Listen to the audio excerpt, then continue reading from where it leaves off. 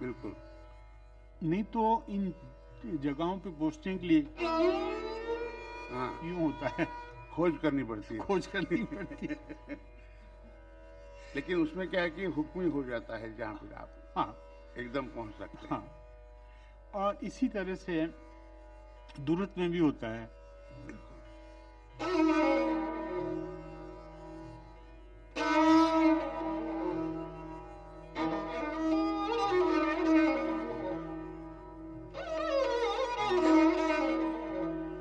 और ये चीजें साफ इसलिए सुनाई दे रही कि गज ठीक पड़ रहे हैं। बिल्कुल। अगर कहीं गज का सिस्टम कोई नहीं बने तो ये बातें आ नहीं सकती। बिल्कुल। तो इस तरह से थोड़ी बातें, और कुछ मैंने गिंडे साहब इसके पलटे बनाए हैं हाँ, रियाज करने के लिए। वही मैं कह रहा था, उसी बात पर आपको आपका ध्यान मैं खींचना चाहता था कि आपने कुछ नई बातें इसमें जो टेक्निक के लिए या हाथ को सुधारने के लिए जो कुछ बात बनाई हैं, जी उन पर अगर आपने जो मुकामात कायम किए, जैसे आपने कहा कि हाथ का रखना जी। सांस पर, उसके साथ साथ आपने कुछ ऐसे पलटे, जैसे आपने कहा कि ऐसे कुछ बनाई है कि जहाँ हाथ कहीं अटकेगा नहीं सही है। और किसी भी तरह की तान गले से निकले वो आसानी से उसको ले सकता है, उसके हाथ कभी अड़ेगा नहीं। सही है। तो वो चीजें जो आपने, यही तो मैं कह रहा हूँ ना, आपने एक नई खोज की है, नई इजाद की है इस हाँ। वाद्य में, इसलिए आपके वादन में कहीं आपका हाथ रुकता नहीं है। आपका मन रुकेगा तो आपका हाथ रुक जाएगा, लेकिन मन चलता है, मन तो कभी रुकता नहीं है, सही है। और इसलिए आपका हाथ भी कभी रुकता नहीं है। मतलब ये बड़ी ज़रूरी बातें होती कि जो साज, जो वाद्य आदमी बजाए, उसकी सबसे पहले तो खास बातों को देखना चाहिए, फिर संगीत का ध्यान करना चाहिए। बिल्कुल। जैसे कि अपना बगैर मींड घमक के बिल्कुल। इंडियन म्यूजिक हो ही नहीं सकता। बिल्कुल।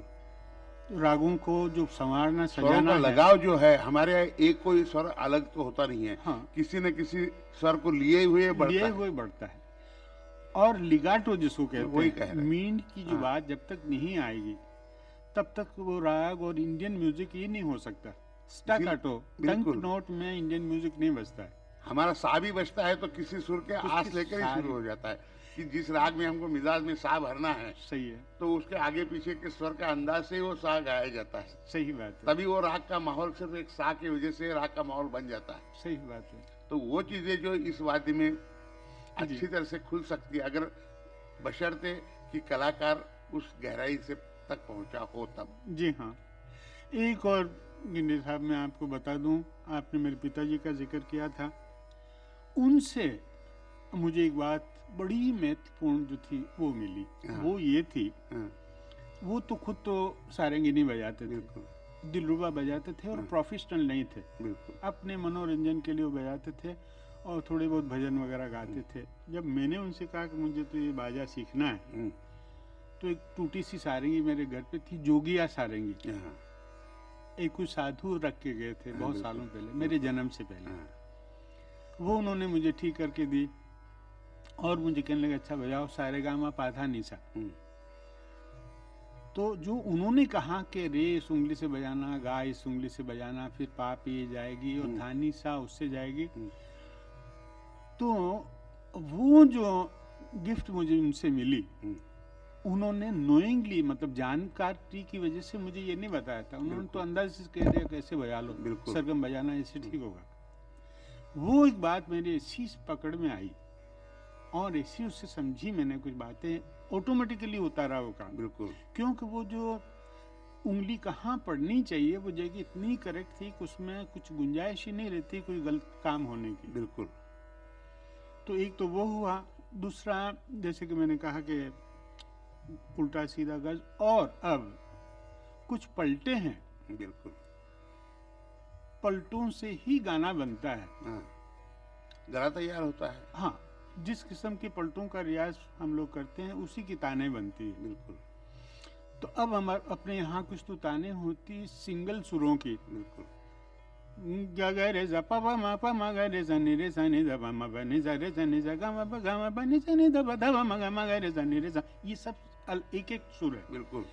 दूसरी तान होते गा गा गा रे सा नी रे सा सा नी दा गमक मा युक्त मा तान जिसको हाँ जिसको हलक लगती है, गमक लगती है। बिल्कुल। तो अब ये दोनों बड़ी जरूरी चीजें हैं। बिल्कुल कुछ राग ऐसे होते हैं जिसमें ज्यादा गमक की जरूरत नहीं रहती है, बिल्कुल। तो उसके लिए कुछ मैंने इस वाद्य के लिए जो सूटेबल पलटे हैं हाँ। वो बनाए हैं, जैसे कि सिंगल सुरों के लिए हाँ,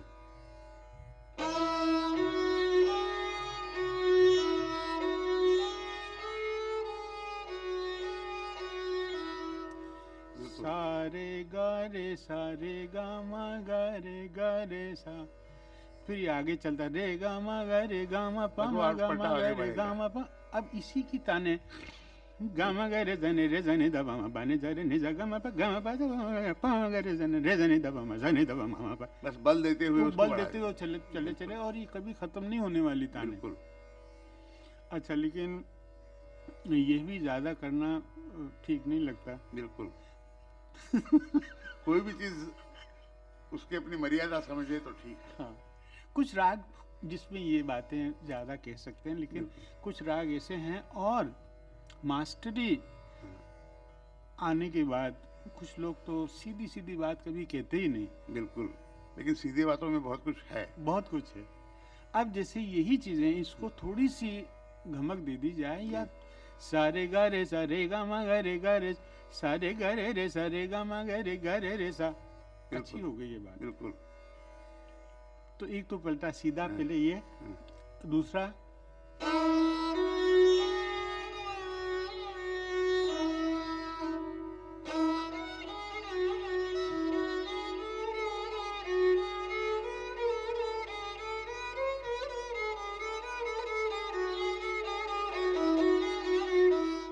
बिल्कुल।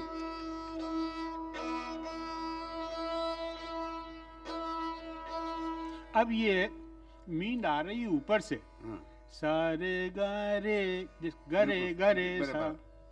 अब जाने के टाइम पे भी कुछ मीन आए, सारे गा रे हाँ, सा, गा, गा, ऐसे हाँ। के नीचे जो जो जाती है, क्योंकि मीन तो दोनों तरफ से होनी बिल्कुल। चाहिए। तो नहीं तो आवाज टूटेगी ना। हाँ, और फिर अगर डिसेंडिंग साइड से अवरोही से ही हम सारी मींडें लें तो गलत भी हो सकता है कहीं। बिल्कुल।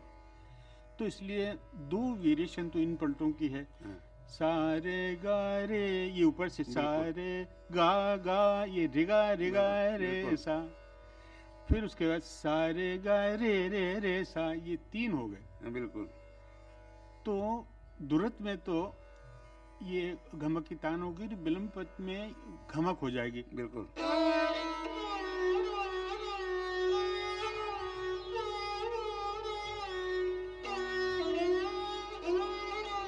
बिल्कुल। ये सारी बातें होंगी। बिल्कुल। तो इस तरह से कुछ चंद पलटे मैंने बनाए हैं हाँ, जो कि इस बाजे के लिए बहुत ही यूजफुल है। बिल्कुल। और ये सब एक्सपेरिमेंट मैंने किया अपनी बच्ची को सिखा के। आपकी बच्ची तो सिखाती है, आपने अपने बेटे को भी सरोद में ये बातें बताई, ये भी मैं आपको कहूँगा। आपकी क्योंकि सरोद जैसा वाद्य में भी आपने आपके बेटे को जो ये बातें जो उसमें भी उसको लाई हैं, तो जी। जवा से जितनी आवाज टिक नहीं सकती वो इन बातों से आवाज में और ज्यादा टिक सकती है। मैंने पहले ही आपसे क्योंकि आपके बेटे भी ब्रिज नारायण जी तो काफी मशहूर हैं और काफी प्रभावी सरोद वादक हैं। बेटी तो खैर अच्छी बजाती ही हैं, लेकिन ये जो बातें आपने इजाद की हैं, इन बातों का उपयोग उस वाद्य की अपनी एक सीमा देखते हुए भी और भी कुछ आगे बढ़ सके, इसलिए मैं ये जो बातें आपने जोड़ी हैं उसमें इन बच्चों का हमेशा एहसानमंद हूँ कि इन्होंने मेरी बात सुनी। बिल्कुल, ये तो सबसे बड़ी बात है, ये आपका सौभाग्य है, समझ लीजिए। बिल्कुल।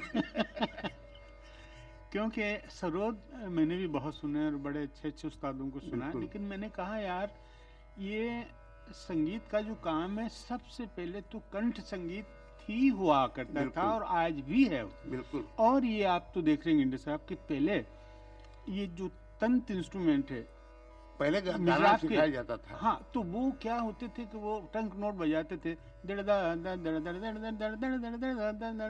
बिल्कुल। ये होता था। बिल्कुल। जब इसमें भी गायकी आई हाँ। तो लोगों ने ज्यादा पसंद किया। बिल्कुल।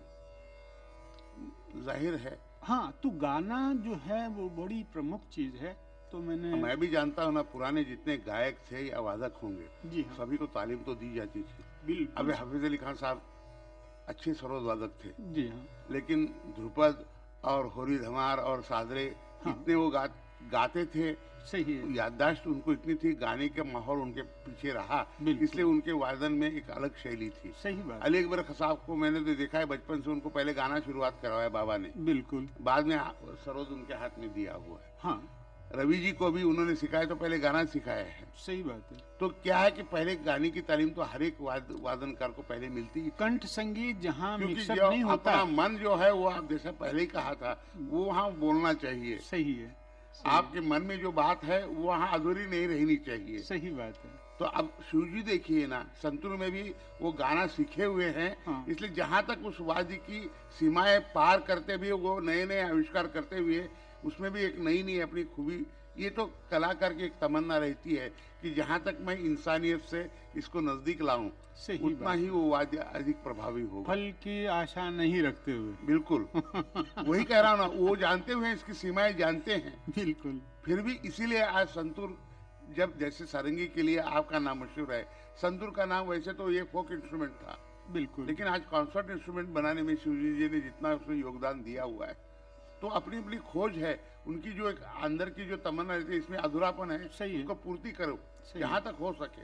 तो मैंने अपने लड़के को यही कहा कि सरोद तो बजा रहे हो, बहुत अच्छी बात है, लेकिन जब तक गाना इसमें मिक्स नहीं करोगे बिल्कुल तो वो बात बनेगी नहीं। बिल्कुल नहीं तो तुम खाली टंक नोट बजा के रह जाओगे। जब तक लिगाटो मीन को नहीं देखोगे कि ये सुर में है या नहीं, सुर में हो नहीं सकते कभी। बिल्कुल सीधे सीधे सुर गाने वाले कभी नहीं सुर में हो सकते। बिल्कुल, ये बिल्कुल मानी जब हुई। तक आप लोग लगाते हैं 7-10 तरह से, बिल्कुल वो इसीलिए कि सुर में ज्यादा से ज्यादा डूबने के लिए। बिल्कुल तो इसलिए सुर की साधना कंठ संगीत से ज्यादा अच्छी किसी बात में हो नहीं सकती। बिल्कुल जो लोग इंस्ट्रूमेंट बजाते हैं उनको इसकी स्टडी पहले करनी चाहिए। बिल्कुल और ये जो फॉर्मूले मैंने कहे हैं सारंगी के, मेरी लड़की ने जब बीकॉम कर लिया था, बिल्कुल उसके बाद मुझे एक सारंगी मिली और मैंने कहा बेटा तुम्हारा क्या ख्याल है, बजाओगी? तो मैंने ठीक करके दी और शुरू हो गई वो। और वो तो मैंने फिर आपसे कहा कि वो मेरे जो पिताजी ने मुझे कहा था कि सरगम ऐसे बजाने चाहिए, बिल्कुल वैसे शुरू करवाया और ये चंद पलटे। तो 2-3 साल के अंदर अंदर वो बजाने लगी। बिल्कुल और मुझे बड़ा आनंद होता है इस बात का कि मेरी जो टेक्निकल बातें हैं, जिनको कि मैंने बहुत सालों लगा के डेवलप किया, वो मैंने किसी को दी और बहुत जल्दी उस कारीगर हो गई वो। मैं चाहूंगा कि थोड़ा सा आप एक रागदारी बजाएं, अच्छा, हमारे श्रोताओं का मनोरंजन भी होता रहे। अच्छी बात।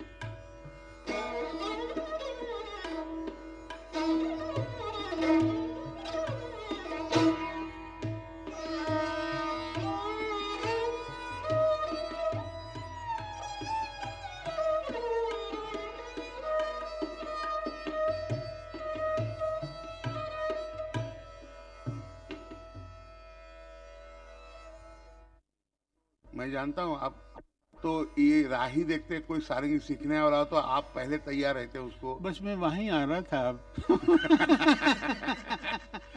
आपका द्वार तो खुला है, कोई भी सुनना सीखना चाहे आप तो पहले तैयार रहते हैं, क्योंकि इस वाद्य मेरी अपनी इसमें कुछ दिलचस्पी नहीं है। मैं आपके तो ये वाद्य कह के रहा हूँ साथ जो इतना प्रेम है। जो मैंने पाया बिल्कुल वो अब बहुत इजी हो गया पाना। बिल्कुल क्योंकि मैंने इसकी कुछ ये कभी आपको मालूम डेवलप तो हुआ नहीं इंस्ट्रूमेंट। बिल्कुल सारंगी प्लेयर बेचारे हमेशा बैकग्राउंड में रहे और जहाँ उसको उम्र हो गई तो फिर उन्होंने कहा यार अब क्या करना, बिल्कुल तो डेवलप तो हुआ नहीं है। क्योंकि मुझे इसके साथ जीना पड़ा, खाना पीना भी इसी से आता था और मन में बड़ी प्रबल इच्छा होने की वजह से इस पे हुआ काम। तो अब ये बाजा इतना मुश्किल नहीं रहा जितना कि समझा जाता था। बिल्कुल।